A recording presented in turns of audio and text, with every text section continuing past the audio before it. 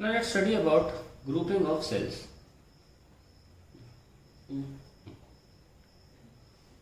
Now cells can be grouped in three ways. एक तो series, दूसरा पैरेलल एंड तीसरा मिक्स्ड.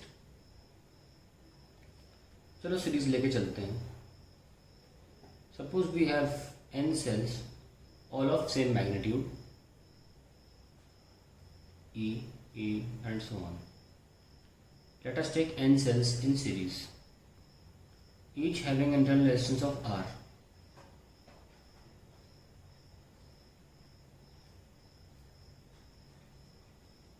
और ये external load resistance capital R. Now total EMF कितना हो जाएगा? N इंटू ई, सारे एक साथ लगे जोड़ गए. टोटल इंटरनल रेजिस्टेंस कितना हो जाएगा? NR, and total resistance will be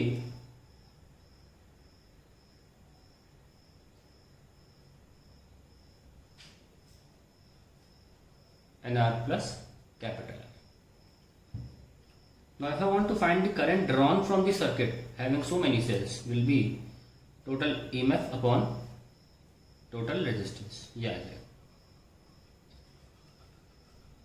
Now there are two cases where we should discuss. पहला केस है case 1, if total internal resistance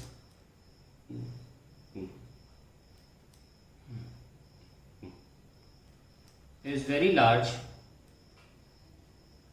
compared to the external resistance. The external resistance. That is what I am trying to say is NR is very greater than R. तो in that case हम क्या करते हैं? NR plus R को almost NR ही मान लेते हैं. और फिर करंट जो होता है that comes out to be NR, मान लिया ना, मैं हटा दिया. It is just E by R, as if there was only one cell in circuit. तो क्या फायदा हुआ इस तरीके के कॉम्बिनेशन करने का, जब आपको एक सेल से जितना करंट मिलता आपको उतना मिल रहा था सारे सेल लगाकर. तो ये इस कंडीशन में ये कॉम्बिनेशन फेल है, अच्छा नहीं है. दूसरा देखते हैं case 2.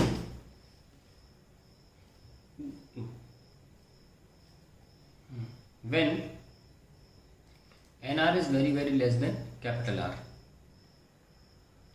So let's do that. NE upon NR plus R, क्योंकि ये बहुत छोटा हो गया तो we can neglect it and see I am getting E by R. Notice करें कि ये सेल्स लगे थे अपने बहुत सारे, हर किसी की अपनी रेजिस्टेंस थी और ये एक्सटर्नल रेजिस्टर R था, है ना. आफ्टर ऑल सब में जो करंट जा रहा है वो सेम ही जा रहा है क्योंकि सब सीरीज में लगे हैं. ये छोटा छोटा छोटा और कैपिटल R भी सीरीज में लगा हुआ है. But here we can see that the current is this time now n times of E by R. That means the current has increased.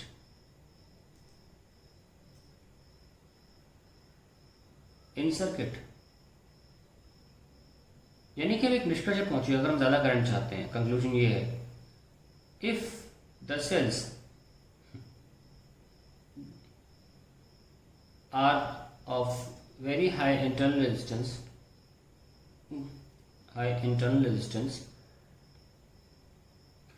the grouping should not be in series. Should not be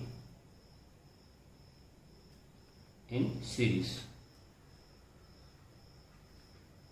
Or if cells have very low internal resistance,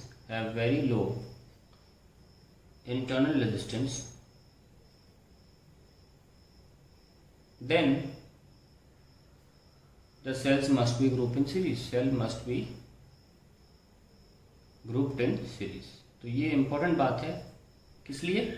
For drawing maximum current.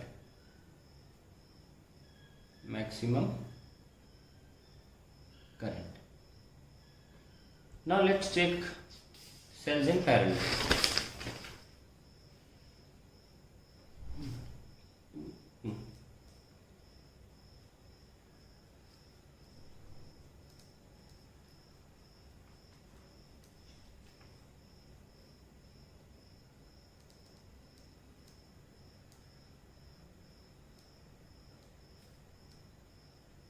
And so on.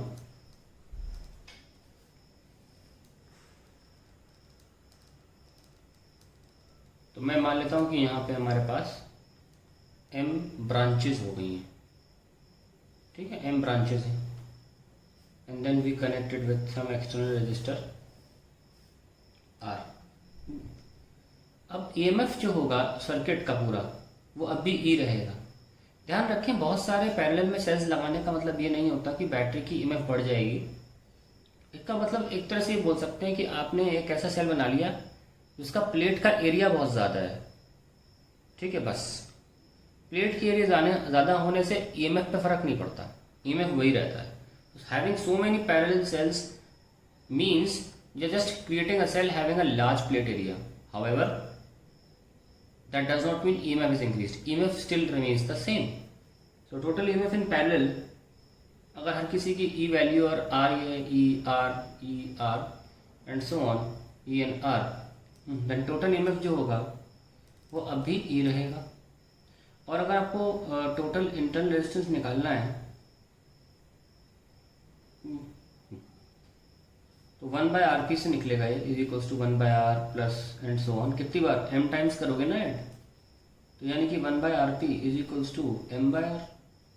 So RP कितना आ जाएगा, R/m. So that will be the total internal resistance. अब हमको अगर current निकालना हुआ I in circuit तो it will be E upon R/m plus capital R, क्योंकि वो तो है ही सर्किट में, ये पूरा रेजिस्टेंस और ये भी काउंट होगा, ठीक है. So we can also write like this ME upon R plus MR, ऐसे लिख लिया. So we have come down to formula ME upon R plus MR.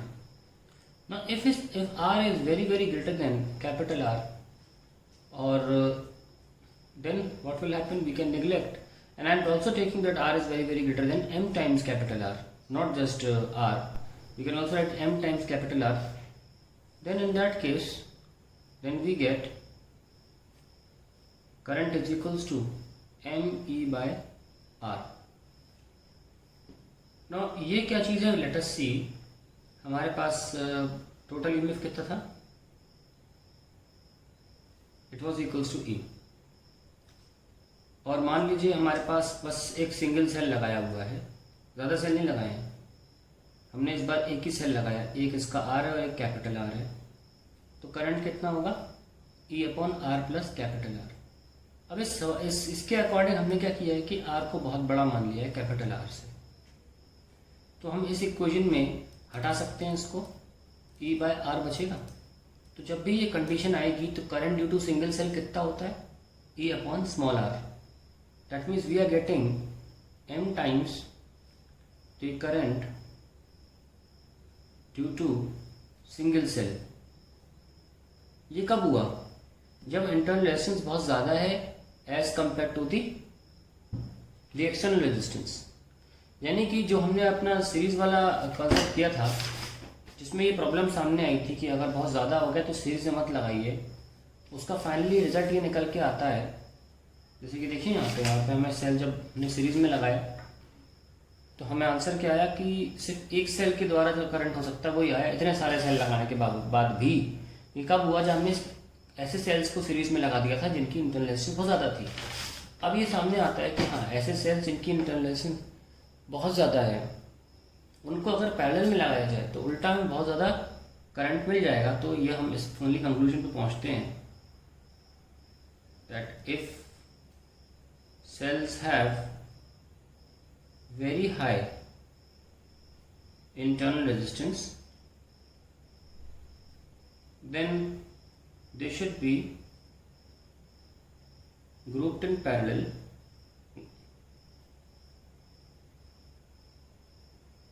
in order to draw maximum current. ठीक है, ये हमारी कहानी खत्म। हालांकि अगर हमने इनको देखिए, जैसे कि मान लीजिए हमारा करंट फॉर्मूला क्या था, ME upon R plus MR।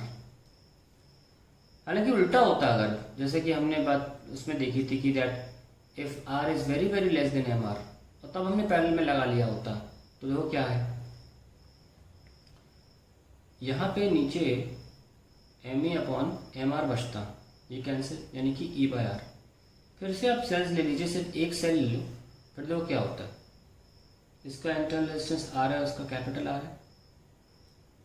तो एक सेल की वजह से, जस्ट वन सेल की वजह से करंट कितना आएगा, E upon R plus R। और ये कंडीशन पुट करो ज़रा कि R बहुत छोटा है, तो क्या हुआ, E/R आया ना, यानी कि हमें कितना करंट मिल रहा है due to single cell. So if internal resistance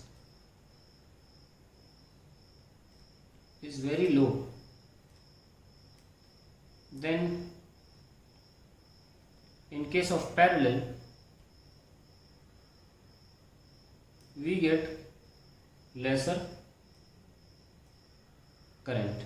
तो एक बार ध्यान रखना कि अगर हमारे पास R बहुत छोटा है R से, तो हम लगाएंगे सीरीज में, और R बहुत बड़ा है कैपिटल R से, तो हम लगाएंगे पैरेलल में। जस्ट एक कंडीशन की वजह से, टू ड्रॉ मोर करंट, बस, और हमारा कोई उद्देश्य है नहीं, to draw more current, that is in case of series and parallel. Now let's talk about mixed grouping.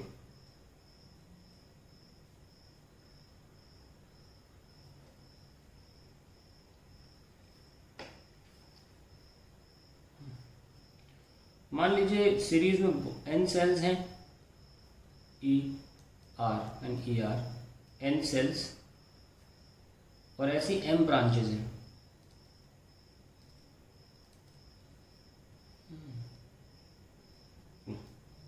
ऐसी m ब्रांचेज हैं।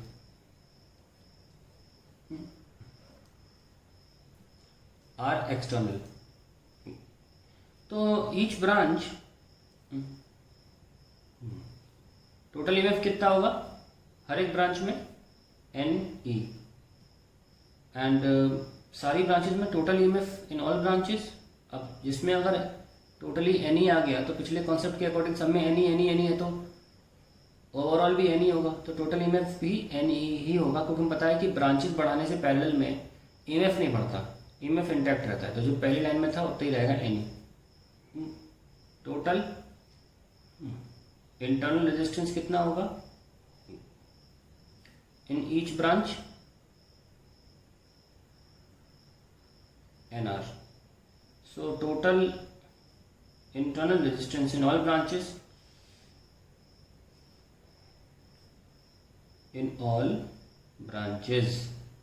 तो 1/RP is equals to 1/NR plus 1/NR, and कितनी बार, M टाइम्स।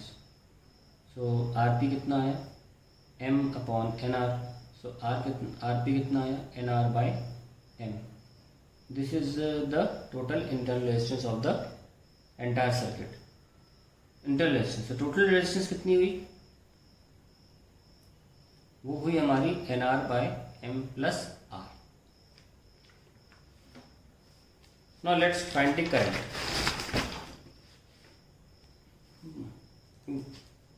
करंट की बात करते हैं, that is NE upon total resistance NR/M plus capital R।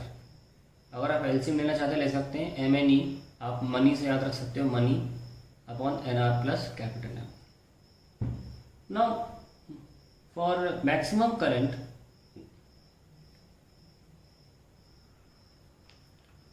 the denominator should be minimum।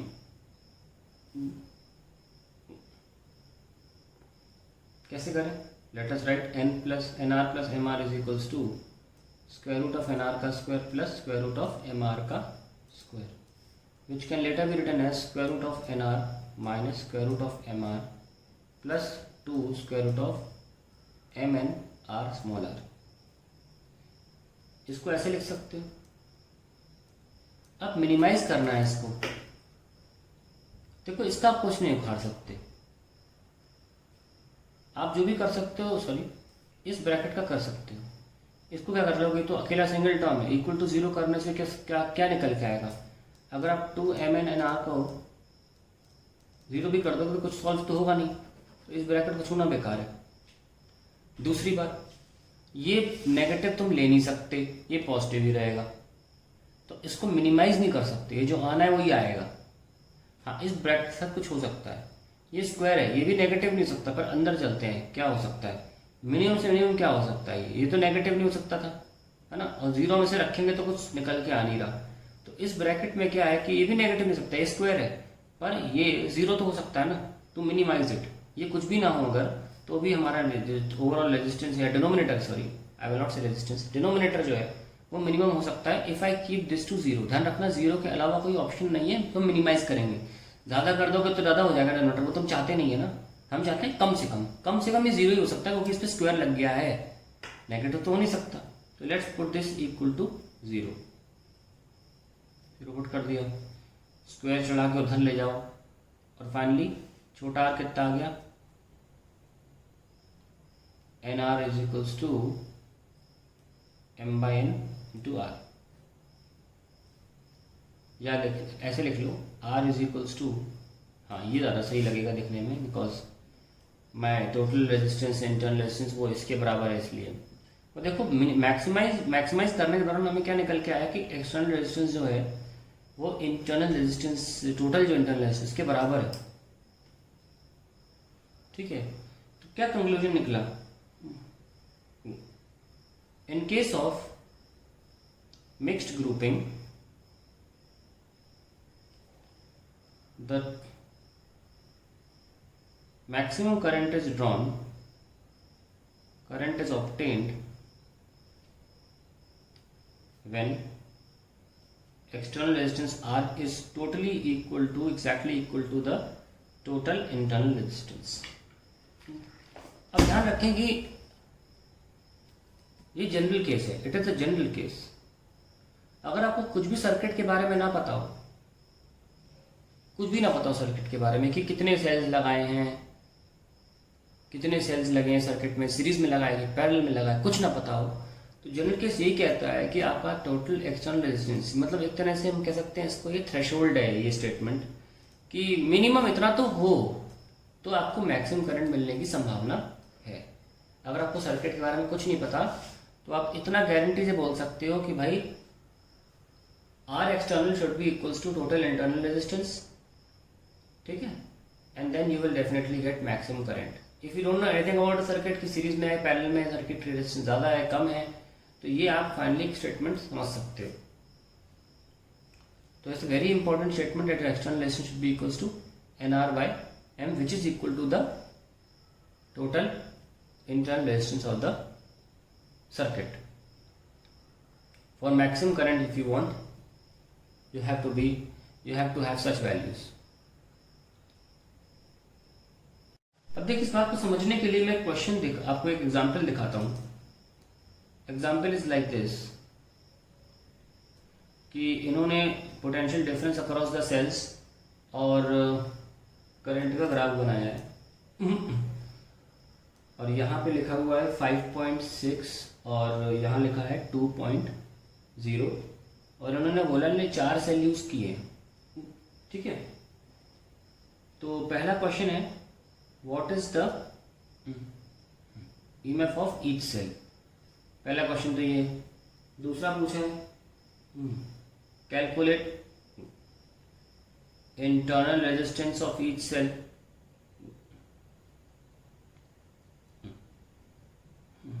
और तीसरा पूछा है for what current from cells does maximum power dissipation occurs, power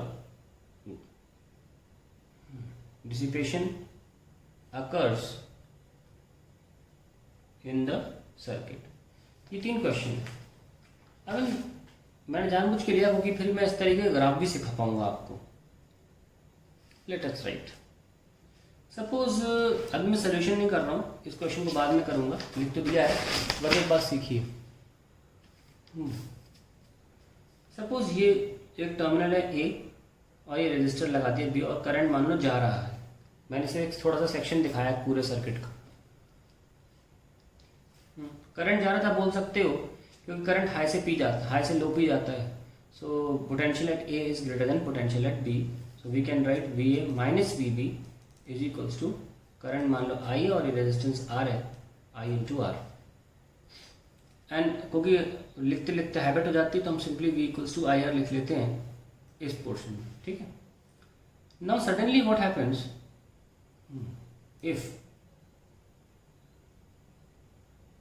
we have a cell A and B in the same circuit, हमने cell को ठूंस दिया, ठीक है, and the current is coming out from the cell.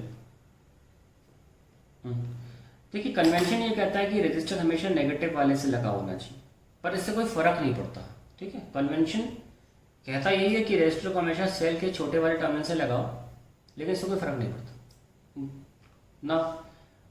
ये जो मैंने cell की रेजिस्टेंस लगाई है, मैं इसको सेल की ही इंटरनल रेजिस्टेंस बताना चाह रहा हूँ।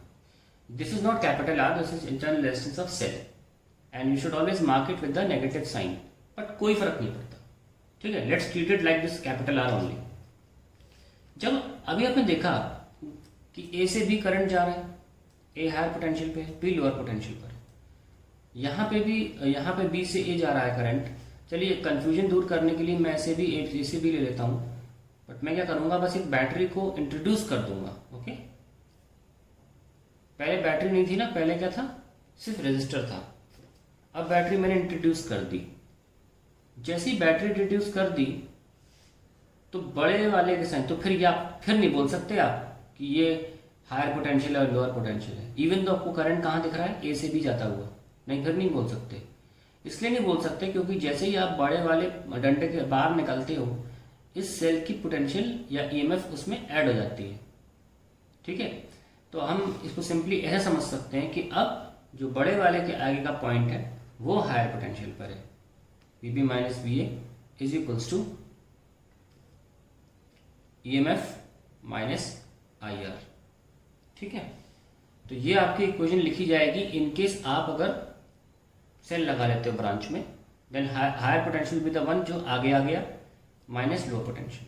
और ई माइनस आई आर के बोला क्योंकि करंट जब सेल से निकलता है तो इंटरनल पोटेंशियल ड्रॉप होती है, हम पहले भी पढ़ चुके हैं ना। वी मतलब यहाँ पे इंटरनल पोटेंशियल ड्रॉप याद होगा आपको, E equals to V plus small V, ये वही लिखा हुआ है ना, E minus small V equals to V. तो मैंने इसलिए ज़्यादा एक्सप्लेन करने सोची नहीं, क्योंकि हमें पहले बता चुके हैं, आप याद करिए आई इंटू स्मॉल आर। मैं आपको दिखाऊँ क्या, पता नहीं बस इस कॉपी में है कि नहीं है।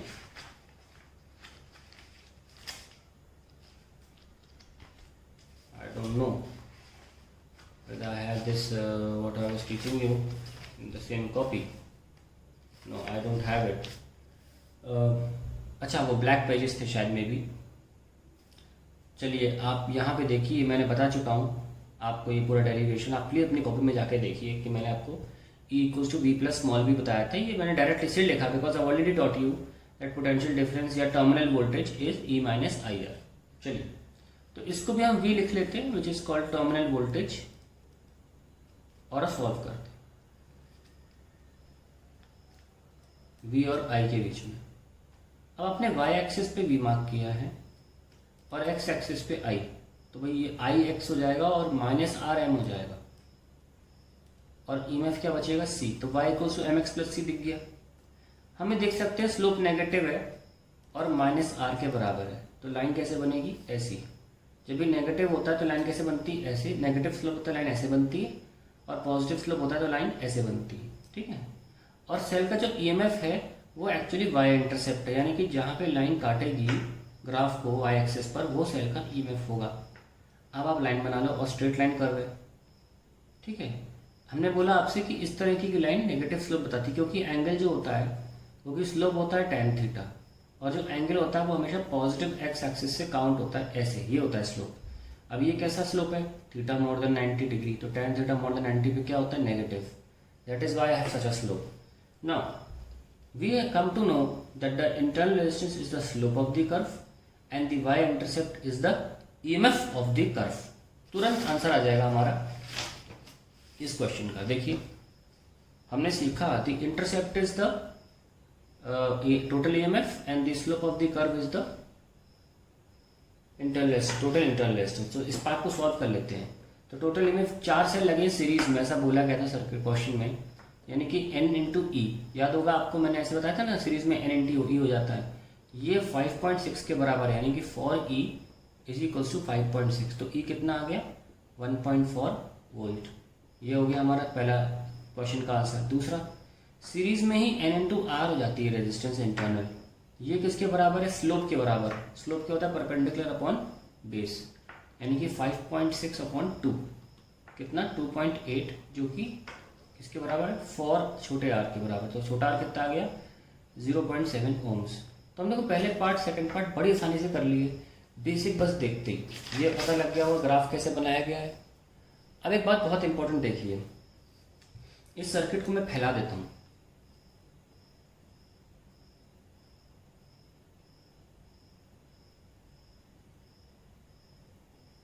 कुछ ना कुछ तो एक्सटर्नल लगा ही होगा, है ना. देखिए इस ग्राफ में हमको कैपिटल आर की बिल्कुल जानकारी नहीं मिलती. इस ग्राफ में हमको मिलता है ईएमएफ स्मॉल आर दिखाता वी और आई है. पर भूलिए नहीं, इन दो पॉइंट्स के बीच में अगर ये सेल और इंटरनल रेजिस्टेंस लगी हुई है तो इन्हीं दो पॉइंट्स के बीच में कैपिटल आर भी लगा हुआ है. हम जानते हैं ये पॉइंट्स सेम होते हैं, तो पोटेंशियल यहाँ भी वही है और जो यहाँ है. जो पोटेंशियल ए और बी के अक्रॉस है, जिसके बीच में ई और छोटा आर है दिख रहा, वो पोटेंशियल भी सेम है. और वही पोटेंशियल इनके बीच में भी, क्योंकि पॉइंट सेम है, initial and final point same है. तो आप ये कैपिटल वी जो लिख रहे हो, ये actually I into capital are भी लिख रहे हो, है ना. ध्यान रखना है इस बात का कि आपका ये कैपिटल वी जो है वो आई इंटू आर भी है. तो आप यहाँ से आप चाहो तो कैपिटल आर सॉल्व कर सकते हो. आपको एक बार वी मिल जाएगा तब वो कैपिटल आर भी मिल जाएगा ना. इसी ग्राफ को थोड़ा सा और एनालाइज करते हैं. छोटा सा एक बार बता दूं, देखो when the current is not drawn from cell, ऐसे बोलते हैं ना, when the current is not drawn from cell potential difference is equal to EMF. यानी कि जब आई की वैल्यू 0 होती है तो देखो वी और ई बराबर होते हैं. यही तो बोला जाता है, टर्मिनल वोल्टेज या potential difference across the plate is equal to EMF of cell. तो ग्राफ भी वही दिखा रहा है. ये कहानी खत्म हुई. अब क्वेश्चन का अगला पार्ट क्या कहता है, for what current from cells does maximum power dissipation occurs in circuit. देखिए for maximum power in any circuit, let's see how to achieve that maximum power. आपके पास सेल्स लगे हुए थे 4 में, 4 नहीं, मैं जनरल केस लेके चल रहा हूँ, एन ई और एन आर, और ये एक्सटर्नल रेजिस्टेंस है कैपिटल आर. तो what is the power delivered to this, power होता है I square R by I is the current in circuit. And what is the I current in circuit? That is NE upon NR plus R. यही है ना, total EMF NE, total internal resistance NR और बाद में R, ये जोड़ दिया. तो यहाँ पे रख दें हम तो क्या मिल रहा है हमको, NE upon NR plus R का square into R. For maximum power ये NR प्लस R जो है ये मिनिमम होना चाहिए. तो हम क्या लिख सकते हैं इसको, एन आर प्लस आर को हम लिख सकते हैं square root of N R का square plus square root of R का square. Then we can write it as N R minus capital R का square plus 2 root N R into capital R. अब जैसा कि derivation में भी हमने किया था कि इसको 0 रखने से कुछ हासिल नहीं होगा, कुछ वैल्यू नहीं मिलेगी. और इसको हम, क्योंकि देखो 0 मिनिमम है दोनों नंबर्स के लिए, ये बेचारा रूट है, ये स्क्वायर है, इनकी मिनिमम वैल्यू 0 से नीचे नहीं जा सकती, तो इसलिए मैं 0 0 बोल रहा हूँ. स्क्वायर मिनिमम 0 हो सकता है, इसको 0 रखने से कुछ हासिल तो होगा. आइए इसको 0 रख लेते हैं, रख दिया तो एन आर क्या आ गया, आर के बराबर. यही तो हमें चाहिए. क्या साबित हुआ इससे, ये साबित ही हुआ कि अगर आपको मैक्सिमम पावर चाहिए तो आपकी टोटल इंटरनल रेजिस्टेंस के बराबर आपका एक्सटर्नल रेजिस्टर भी होना चाहिए। अब जो हमने क्वेश्चन आपके सामने रखा है उसमें क्या है, ये ग्राफ पूरा दे रखा है 5.6 टू, हमने निकाल लिया कि इंटरनल रेजिस्टेंस टोटल कितनी है 4 सेल्स की, 5.6 divide by 2.8। So for maximum power इस पूरे सर्किट में मैं बता चुका हूँ पहले भी, कैपिटल आर की कोई जानकारी नहीं दी जाती, लेकिन अब जानकारी मिल गई हमको। मैक्सिमम पावर अगर बोल दे तो हम क्लियरली बोल सकते हैं कि R has to be equal to N R which is equal to 2.8 and this is in accordance with maximum power efficiency theorem. Very important, board exam बहुत पूछता है इसको। तो इन दैट केस हमारे पास अब करंट कितना हो गया, N E upon N R plus capital R that is 5.6 upon 2.8 plus 2.8 that is 1 ampere and then power भी निकल आई आई स्क्वायर आर के हिसाब से that is 1 into 2.8 that is 2.8 watt, that is the power delivered to the load. So this is how you attend that question.